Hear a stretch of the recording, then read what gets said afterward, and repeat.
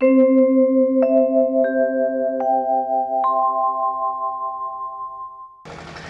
जी कहते, भैया हम खतरनाक ब्राह्मण नहीं हैं, जो मन में जिज्ञासा है तुम उसको पूछ सकते हो, डरो बिल्कुल मत तुम हमसे। अब निर्भीकता पूर्वक रहुगढ़ कहता है, महाराज आपने मेरे से कहा कि शरीर को कष्ट होता है, आत्मा को कष्ट नहीं होता, तो एक बात बताइए, शरीर को कष्ट होगा तो इंद्रियों को कष्ट होगा, इंद्रियों को कष्ट होगा तो मन को कष्ट होगा, मन को कष्ट होगा तो शरीर में अंदर जो स्थित है आत्मा को भी तो कष्ट होना चाहिए। तर्क देता है राजा रहुगढ़। हमने महाराज आग जलाई चूल्हे में और उस चूल्हे के ऊपर बटलोही रखी, बटलोही में पानी डाला, पानी में चावल डाले, अग्नि का ताप बटलोही को गर्म करेगा, बटलोही का ताप पानी को गर्म करेगा और गर्म पानी का ताप चावलों को भात बना देगा। बगनी का ताप तंडुल रंध्री को भात में परिणत कर देता है। एक दूसरे के स्पर्श से यह क्रिया चल रही है। बगनी का ताप तंडुल रंध्री को जब भात बना देता है तो जब शरीर को कष्ट होगा तो शरीर के अंदर स्थित आत्मा को भी कष्ट होना ही चाहिए। तर्क दिया राजा रहुगढ़ ने, पढ़ा लिखा था। भरत जी कहते हैं, राजन हो तो तुम महामूर्ख, लेकिन विद्वानों की संगति करते करते विद्वत्ता भरी बातें करना खूब सीख गए। अकोविद कोविद वाद वादा, अकोविद कहते मूर्ख को। अब देखिए आप, सिंध सोवीर देश का राजा रहुगढ़ खड़ा हुआ है और उसी के सेवकों के सामने जड़ भरत जी महाराज उसको मूर्ख कह रहे हैं। तुम हो बड़े मूर्ख राजा। अरे जब भद्रकाली माता के सामने उन चोरों से नहीं डरे तो राजा से क्या डरते? बोल दिया उन्होंने तो समझ गए राजा रहुगढ़ के ये तो परमहंस महात्मा है। महाराज आप कुछ भी कहिए, लेकिन मेरे प्रश्न का उत्तर दीजिए। ये थोड़ा वेदांत का शास्त्रार्थ थोड़ा आप ध्यान से श्रवण कीजिए। जड़ भरत जी महाराज कहते हैं, राजन तुमने हमसे कहा आग का, पानी का, बटलोही का, चावल का, ये जो तुमने दृष्टांत दिए हैं ये सब सावयव पदार्थ है। जैसे अग्नि को देखा जा सकता है, चावलों को खाया जा सकता है, ये सब क्रियाएं हैं, ये सब सावयव पदार्थ है, इनको देखा जा सकता है, छुआ जा सकता है। लेकिन घटा रहे हो तुम इन सावयव पदार्थों को आत्मा के ऊपर। आत्मा तो निरवयव तत्व है। जैसे बटलोही के अंदर घटाकाश है, आत्मा भी आकाशवत होती है। अब आकाश का मतलब हमारे सामने, हमारे आपके सामने जो खाली जगह पड़ी हुई है ये सब आकाश है। अब कोई कहे मैंने आकाश को पकड़ लिया, मैंने आकाश को जला दिया, मैंने आकाश को पानी से गीला कर दिया, तो क्या ये संभव है? आकाश इतना सूक्ष्माति सूक्ष्म तत्व है कि उसको देखा नहीं जा सकता। ऐसे ही आकाशवत आत्मा होती है। आपने कई लोगों को मरते हुए देखा होगा, लेकिन जब व्यक्ति के प्राण निकलते हैं तो आत्मा कब कहां से निकल गई आज तक किसी ने देखा? काली है, पीली है, गोरी है, नीली है, भूरी है। आत्मा का कलर कैसा है? अरे डॉक्टर साहब ऑपरेशन करते समय पूरे शरीर को चीर देते हैं, आज तक किसी भी डॉक्टर को आत्मा मिली? आत्मा इतना सूक्ष्माति सूक्ष्म तत्व है कि उसको देखा नहीं जा सकता। रहुगढ़ कहता है तो महाराज फिर एक बात बताओ, हम कहते हैं हाय मैं मर गया, हाय मैं बर्बाद हो गया, तो ये फिर दुख सुख किसको होता है? जब आत्मा को सुख दुख नहीं होता फिर सुख दुख किसको होता है? तब भरत जी कहते हैं, राजन न तो शरीर को सुख दुख होता है, न आत्मा को सुख दुख होता है, सुख दुख होता है शरीर के अंदर मन को। ये जो मनीराम जी महाराज हैं, यही सुख दुख के कारण है। जैसे एक दृष्टांत से देखें आप, रात्रि के 10 बज रहे हैं और ससुर जी ने अपनी बहुरानी से कह दिया, सुनो बहू, हमारे बहुत पुराने मित्र आज हमसे मिलने के लिए आए हैं रात में। तो 10 बज रहा है, सर्दी का थोड़ा सा समय है, बेचारे भूखे हैं, तुम उनके लिए भोजन बना दो। अब बहुरानी भोजन तो अवश्य बनाएंगी, लेकिन मन में 10 गालियां सुनाई देंगी। इन बुड्ढों को तो देखो, सोने का समय हो रहा है, इनको भोजन बनाने की पड़ी है। 10 बर्तन महाराज उठा उठा के पटकेंगी, तो सब लोग सुन लें कि बहुरानी गुस्सा है रही है, लेकिन अब ससुर जी का आदेश है, भोजन तो बनाना है। खूब महाराज अंदर से क्रोध करेंगी, लेकिन भोजन तो सिद्ध करना है। और विचार करो, कहीं रात के 12 बजे मायके से भैया जी आ जाएं तो कुंदी खटखटाई, भैया ने रात के 12 बजे, बहना ने कुंदी खोली। अरे भैया, रात के 12 बजे तू मेरे घर में क्या कर रहा है?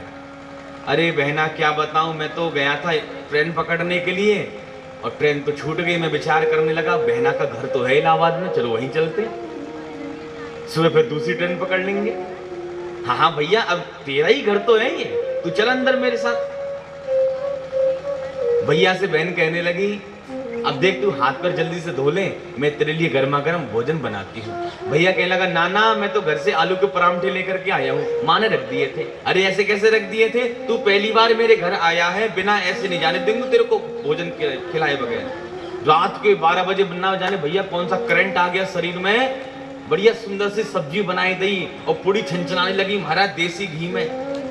और भैया को भोजन कराई जा रही है और हवा भी करती जा रही है पंखा से। और भैया तुम्हारा कारोबार कैसा चल रहा है? और घर में माता पिता सब ठीक से तो हैं, परिवार वाले सब बढ़िया से हैं? अब दोनों घटना सामने आई है। कल 10 बज रहे थे, आज 12 बज रहे। तो कल कष्ट हुआ, लेकिन आज 12 बजे कष्ट नहीं हुआ। इसका मतलब कल रात के 10 बजे कोई और आया था, आज रात के 12 बजे मेरा आया है। जहां अपनत्व छुपा होता है, वहां कष्ट का पता नहीं लगता। जहां मेरा शब्द है, वहां कष्ट नहीं होगा, और जहां पराया शब्द है, वहां कष्ट हो जाएगा। जैसे कोई श्रोता कथा सुनने के लिए आया, उसने व्यासपीठ को प्रणाम किया।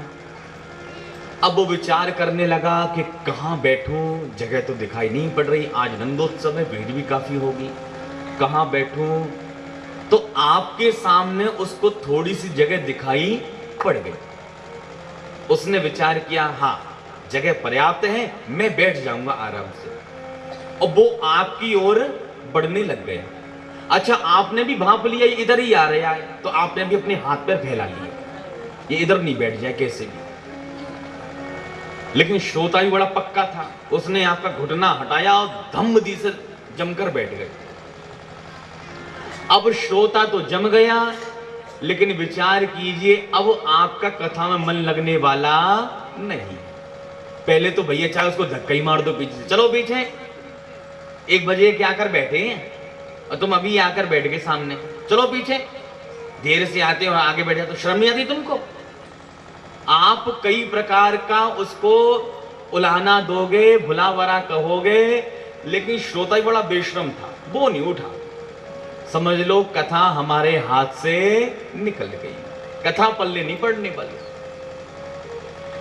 इतने में एक श्रोता और आया कथा सुनने के लिए। उसने व्यासपीठ को प्रणाम किया, वो भी देखने लगा मैं कहां बैठूं। अच्छा, आप उसको पहचान गए, अरे ये तो 20 साल पुराना हमारा मित्र है, प्रयागराज में हम दोनों साथ साथ पढ़ते थे।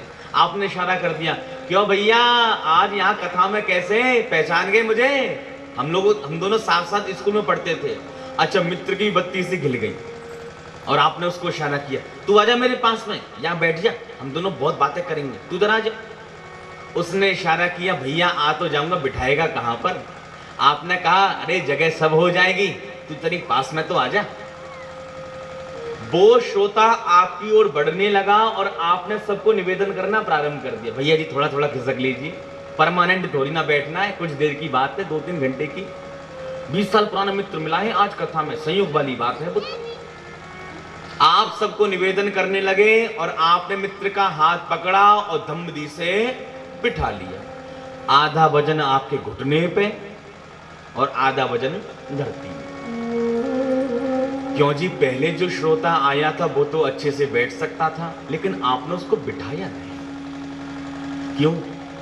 क्योंकि न जाने कौन है, हमारा तो उससे परिचय है ही नहीं। लेकिन अब जो श्रोता आया, जगह बिल्कुल नहीं थी, थोड़ी सी जगह आपने उसके लिए कर ली, लेकिन वजन आपके घुटने पे अतिशय रखा हुआ है, लेकिन भैया आपको कष्ट नहीं हो रहा। क्यों? पहले जो आया था वो पराया था, अब जो आया है वो अपना है। जहां अपनत्व की भावना छुपी हुई होती है वहां कष्ट नहीं होता। गुरुजी हमारे घर 1 महीने तक रहे, दौड़ दौड़ के भाग भाग कर गुरुजी की खूब सेवा हमने की। और कोई अपरिचित व्यक्ति यदि आपसे कह दे भैया जरा 1 गिलास पानी भर करके ले आना, ऐसे उठेंगे जैसे गोवर्धन पर्वत उठाने के लिए जा रहे हैं। अतिशय कष्ट शरीर में है, न जाने क्या कह दिया हमसे। मनः परम कारण माम मनन्ते, सुख दुख का कारण भैया ये हमारा मन ही है। इतना सुंदर उपदेश दिया। रघुगण कहता है ब्रह्मन बचस्ते मृत औषधम में। हे महाराज जड़ भरत जी, आपकी जो वचनामृत है मेरे लिए औषधि के समान है। मैं तो कृतकृत हो गया आज आपके उपदेश श्रवण करके।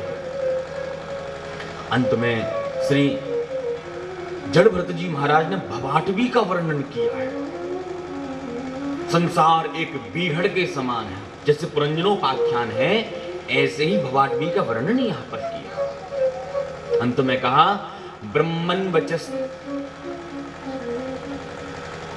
वचस्ते मृत औषधम में है, बिना महत्पाद रजोभिषेकम। लहुगण, जब तक महत जनों के, संतों के, ब्राह्मणों के चरणों में जब तक तुम माथा नहीं झुकाओगे, तुम्हारा किसी भी काल में कल्याण होने वाला नहीं। सुंदर उपदेश दिया। अंत में राजा रघुगण का यहाँ पर कल्याण होता है। इन्हीं राजा प्रियव्रत के वंश में आगे चलकर राजा व्यज हुए हैं। सुखदेव जी कहते राजन अब पूछ लो, तुमको और क्या सुनना है, अब पूछ सकते हो, प्रश्न कीजिए। तब परीक्षित जी कहते महाराज थोड़ा भूगोल खगोल के बारे में बताइए। तब सुखदेव जी कहते हैं राजन 7 द्वीप ऊपर हैं और 7 द्वीप नीचे हैं। 7 लोग ऊपर हैं और 7 लोग नीचे हैं। ऊपर के लोग कौन कौन से हैं? भू वह स्वह मह जन तप और सत्य लोग। नीचे के लोग हैं अतल वितल सुतल तलातल महातर रसातर और पाताल। ये 14 भुवनात्मक ये पूरा ब्रह्मांड है। 7 द्वीप हैं, जम्मू द्वीप, लक्षद्वीप, क्रौंच द्वीप, पुष्कर द्वीप। ये 7 द्वीप एक एक समुद्र से घिरे हुए हैं। जम्मू द्वीप के 9 खंड हैं, अजनाब खंड, किमपुरुष खंड, केतुमाल खंड, हरिवर्ष खंड। अजनाब खंड का ही नाम भारतवर्ष है, जहां के हम वासी हैं। इस अजनाब खंड की महिमा कहां तक गाएं? गंगा, यमुना, कावेरी, गोदावरी इस भारतवर्ष में बह रही है। और गंगा जी की महिमा में तो श्री सुखदेव जी महाराज यहाँ कहते हैं कि यस्याम स्नानार्थम चा गच्छतः पुंसः पदे पदे राजसूय अश्वमेधादि नाम फलम न दुर्लभते। गंगा जी की ओर भक्त जितना कदम बढ़ाता है उतने ही अश्वमेध आदि यज्ञों का फल उस भक्त को प्राप्त हो जाता है। अश्वमेधादि नाम फलम न दुर्लभते। बोल गंगा मैया की खूब गंगा जी की महिमा गाई। यहाँ त्रिकूट पर्वत, हिमालय पर्वत, ठाकुर जी के सुंदर सुंदर अवतार इस भारतवर्ष में हुए। और हमारे बद्रीनाथ धाम में आज भी नर नारायण स्वरूप परमात्मा आज भी वहां विराजमान है। सुखदेव जी कहते राजा परीक्षित, जब देवता लोग भारतवर्ष की ओर दृष्टिपात करते हैं तो कहते हैं इन भारतवर्षियों को तो देखो, भारतवासियों को तो देखो, ठाकुर जी की कैसी पूजा अर्चना कर रहे हैं। अरे हमारा सौभाग्य कहां, जब हम सब लोग कथा भागवत सुनते हैं, गंगा जी में गोते लगाते हैं, खूब भजन करते हैं, तो देवता लोग हमसे जलते हैं। वो कहते हैं नेत्र वैकुंठ कथा सुधा पगा न साधवो भागवता तया तदाश्रया। न वैकुंठ में, न स्वर्ग में, न ब्रह्मलोक में, न कैलाश पर ये भागवत की कथा कहीं नहीं है। स्वर्गे सत्ये च कैलासे वैकुंठे नास्तयं रसः अतः पिबन्तु सद्भाग्या मामा मुंचन करिए। न स्वर्ग में, न वैकुंठ में, न कैलाश पे ये कथा भागवत की भैया कहीं नहीं है। अयम रसः नास्ति, ये रस कहीं नहीं है। और हम कितने सौभाग्यशाली हैं कि भैया देखो भागवत की छत्र छाया में बैठ करके सुंदर भागवत की कथा श्रवण कर रहे हैं। इसलिए भगवान के जितने भी अवतार हुए हैं वो सब भारतवर्ष में हुए। देवता लोग हमसे जलते हैं। एक प्रश्न उठता है, देवता बड़े या मनुष्य? किसी ने कहा देवता बड़े हैं तभी तो हम उनकी पूजा करते हैं। लेकिन जब देवता बड़े हैं तो देवता फिर हमसे जलते क्यों हैं? एक दृष्टांत से आप लोग देखें। एक बार क्या हुआ कि एक राजा ने घोषणा कर दी कि मेरे यहां पर खजाना है, जिसको चाहिए वो ले जाए। अब खजाने में दो धातु, चांदी और लोहा। सभी लोग आए। जो पहले आए उन्होंने लोहे की जगह चांदी पर हाथ मारा। अब लोहा कौन लेगा? चांदी भर भर के सब लोग अपने घर को ले गए। जब जाने लगे तो जो बाद में जो लोग आए बेचारे लोहे से ही काम चलाने लगे। चलो लोहा तो ले ही ले, अब बात तो गई। जब दोनों लोग चलने लगे तो राजा कहते हैं देखो जिनके पास चांदी है वो तो चले जाओ और जिनके पास लोहा है वो मेरे पास आओ। अब चांदी वाले विचार करने लगे राजा इनको न जाने क्या देने वाले, तो छुप छुप के देखने लग गए। तो जिनके पास लोहा था तो वो राजा के पास पहुंचे। अच्छा, राजा के पास थी पारसमणि।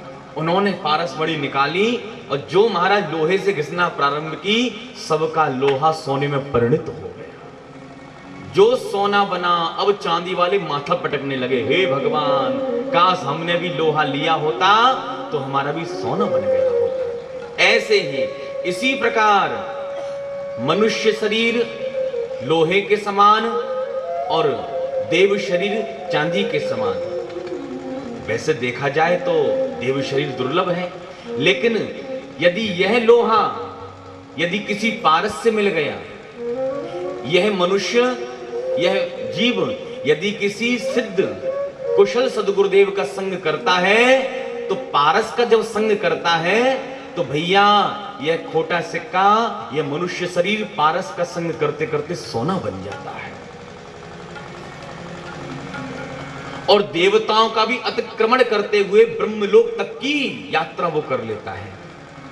जो जब अपने से ऊपर देवता लोग जाते देखते हैं तो स्पृहा ही ना, देवताओं की स्पृहा होती है। विचार करो, जो आपके अंडर में आज नौकरी कर रहा है, कल आरक्षण के बल पर वो आपका भी बड़ा अधिकारी बन जाए तो आपको कष्ट नहीं होगा क्या? देवता विचार करते हैं आज ये हमारी पूजा कर रहे हैं और कहीं ये ब्रह्मलोक तक की यात्रा कर लेंगे तो कल हमें इनकी पूजा करना पड़ जाएगी। तो इस प्रकार ही जलते हैं हमसे। इसलिए भगवान के सारे अवतार इस भारतवर्ष में ही होते हैं। एक प्रश्न उठता है यहां पर, जब भगवान विश्वंभर विश्वनाथ हैं तो भगवान के अवतार भी हर जगह होना चाहिए, भारतवर्ष में ही भगवान के अवतार क्यों होते हैं? पूज्य गुरुदेव बड़ा सुंदर यहां भाव देते हैं। वो बताते हैं हमें अपना शरीर कितना अच्छा लगता है। प्रेम से बोलिए राधे राधे। हमें अपना शरीर कितना अच्छा लगता है। विचार कीजिए, हाथ कट जाए तो शरीर जल जाएगा, पैर भी कट गया आंख फूट गई, गूंगे बहरे हो गए, तब भी हमारा जीवन चल जाएगा। और कहीं विचार करो हार्ट अटैक हो गया तो, हृदय की धड़कन रुक गई तो, बोल के तब नहीं जीवन चल सकता, फिर तो गोविंदाय नमो नमः। ऐसे ही पूरा विश्व, पूरा संसार ये भगवान का शरीर है, लेकिन जो भारतवर्ष है वो भगवान का हृदय स्थल है। और हृदय में, भारतवर्ष में धर्म की धड़कन धड़कती रही तो संपूर्ण विश्व में धर्म का प्रचार होता रहेगा। और यहां भारत में धर्म की धड़कन बंद हो गई तो पूरे विश्व से धर्म समाप्त हो जाएगा। इसलिए धर्म संस्थापनार्थाय संभवामि युगे युगे, धर्म की स्थापना करने के लिए भगवान का अवतार इस भारतवर्ष में ही होता है। बोल भारत माता की जय। अच्छा देखिए, किसी भी देश के आगे मां शब्द नहीं लगा। चाइना मां, अमेरिका मां, ऑस्ट्रेलिया मां, मां तो केवल भारत माता ही है। और मां के उदर से ही तो बालक का जन्म होता है। अनेक अनेक भाव पूज्य गुरुदेव हमारे देते हैं।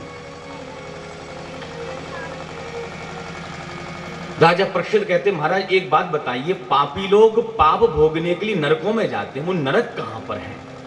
तो पंचम स्कंद के अंतिम 26वें अध्याय में नरकों का उल्लेख यहां पर करते हैं कि राजन, पृथ्वी से 99,000 योजन नीचे है यमपुरी, इसको संयमनीपुरी कहते हैं। 28 महानरक हैं और छोटे मोटे लाखों हैं। 28 महानरक कौन कौन से हैं? तामिश्र, अंध्र तामिश्र, रौरव, महारौरव, कुंभीपात, असिपत्रवन, सूकर मुख, लाला, वक्ष, वैतरणी, कुयोज, प्राणरोध, वज्रकंटक और सालबनी। ये 28 महानरक हैं। परीक्षित कहते हैं, महाराज इनमें जाता कौन है? तब श्री सुखदेव जी कहते हैं, यस्तु परिवित्तापत्त कृत्रान अपहरति सही काल पास बद्धो यम पुरुषे अतभयान के तामिश्र नरके बलान निपात्यते। जो दूसरों के धन की चोरी करता है, दूसरों की स्त्रियों को अपना बना लेता है, वो पापी जीव तामिश नरक में जाता है। वहां की पृथ्वी अग्नि से तांबे की तरह लाल रखी हुई है।